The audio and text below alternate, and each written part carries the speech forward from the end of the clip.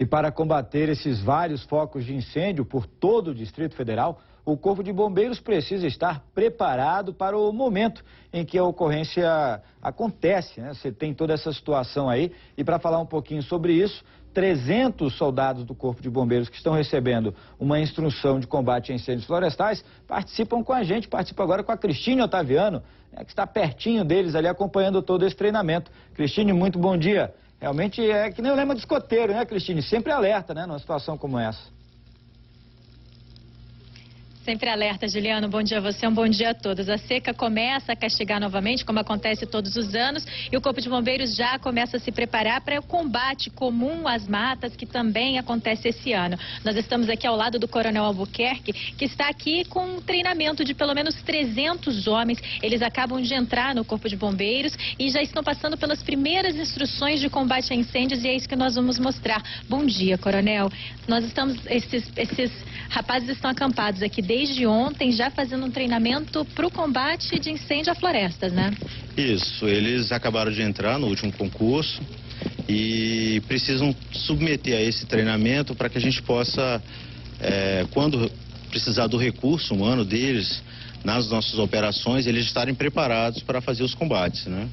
E nessa imagem que a gente está mostrando aqui agora, que eles estão roçando um mato, qual a intenção desse exercício aqui? Essa instrução ensina o quê? Está simulando a limpeza do terreno, né, que é a chamada construção de um aceiro. É a limpeza de toda a vegetação e até o solo mineral para dificultar a propagação do incêndio, né?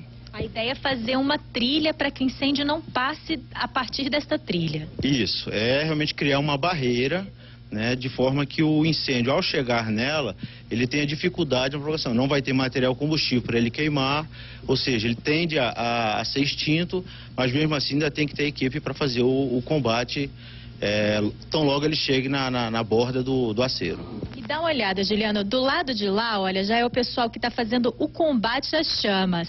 Ali eles usam um instrumento que se chama abafador. A intenção qual é, Coronel? O abafador ele serve quando o incêndio ele é de pequeno porte e o combatente consegue se aproximar da frente do fogo.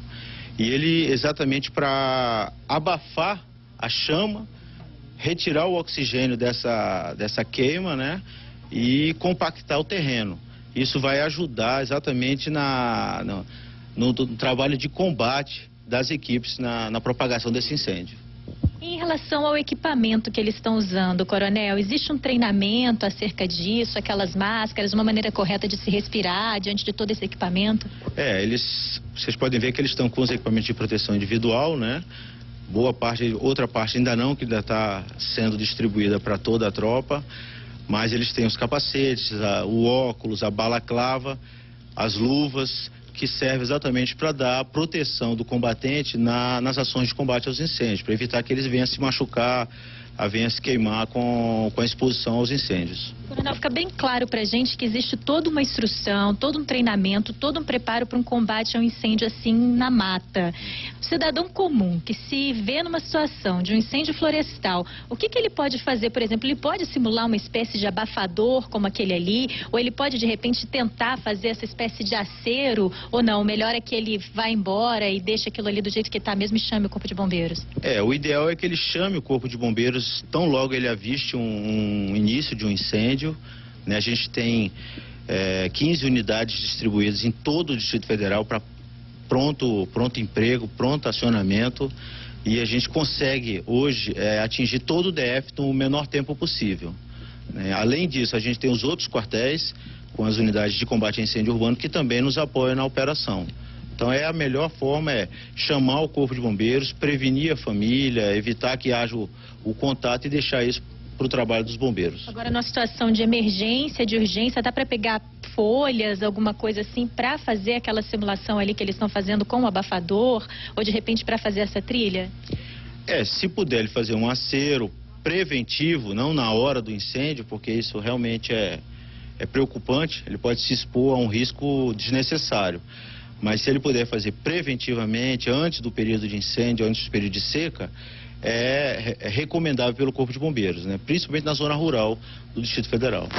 Coronel, vamos também mais uma vez dar aqueles alertas agora chegando à seca, que a maior parte dos incêndios que acontecem nas matas normalmente é queima de lixo irregular. Isso. E também o tal da toquinho de cigarro, né? É verdade. Infelizmente as pessoas ainda têm esse mau hábito, né?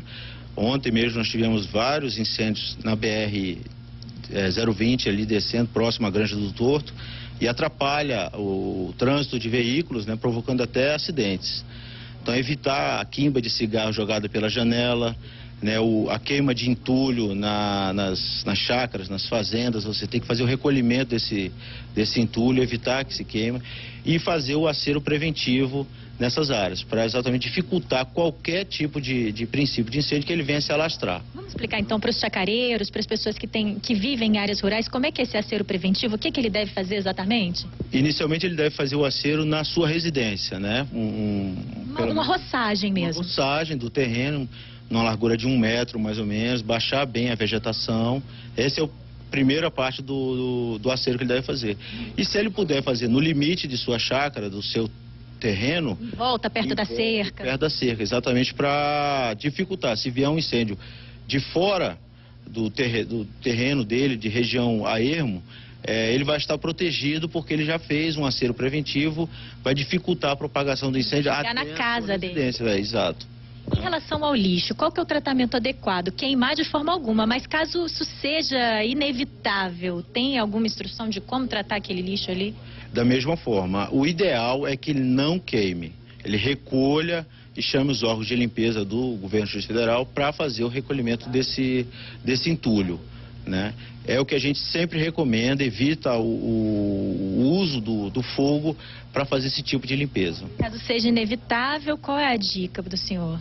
O melhor como eu falei, não fazer, mas já que tem necessidade de fazer um acero preventivo em volta de todo esse entulho, limpar bem a vegetação, manter uma vigilância ali no horário e chamar o Corpo de Bombeiros. A gente está à disposição para orientar e acompanhar todas as queimadas.